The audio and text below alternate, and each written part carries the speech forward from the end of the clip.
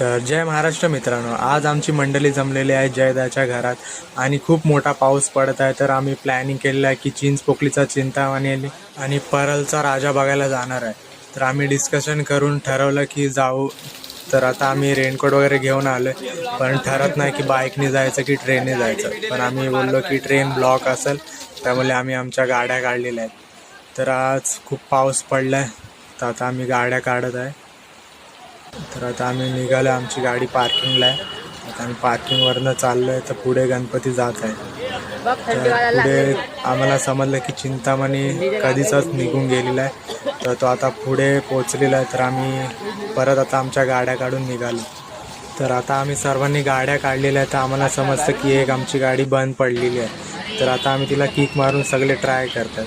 तर आता आम्ही कलागंध कारखान्याच्या गणपतीचं आगमन चालू आहे, पण चिंतामणीचं आगमन तर पहिलाच झालेलं आहे, तर आम्हाला काय भेटलं नाही. तर आम्ही पुढे पुढे चालत चाललेलं आहे.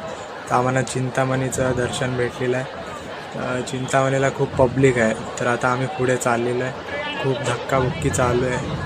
तरी आम्ही आता गणपती बघणार आहे. तर आमची पब्लिक खूप भिजलेली आहे, तरी पण आम्ही गणपती आगमन खूप एन्जॉय करत आहे, नाचत गाजत. तर आता आम्ही चालतोय पुढे. तर आता आम्ही पुढे जात आहे, पण चिंतामणीचा राजा आमच्या मागे आहे. तर आता आम्ही त्याला झूम करून बघतो. तर आता चिंतामणीचा राजा आहे, तो उभा आहे. खूप पब्लिक पुढे येत आहे, तर आम्ही अजून पुढे जाणार. आता चिंतामणीचा राजाचं दर्शन आम्ही जवळनं घेतलेलं आहे.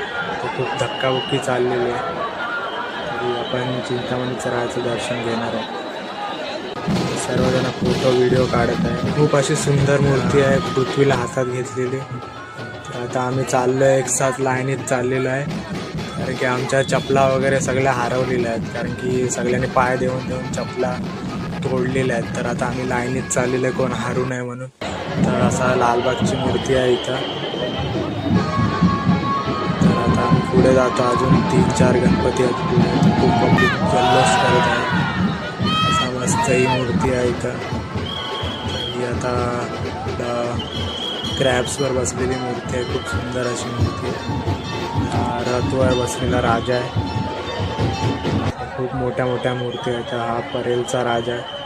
परेलच्या राजाला खूप असं पब्लिक होती, खूप धक्काबुक्की चाललेली, तरी पण कोणाची भांडणं नाही झाली. तरी एक साथ सगळे गणपतीचं दर्शन घेत होते.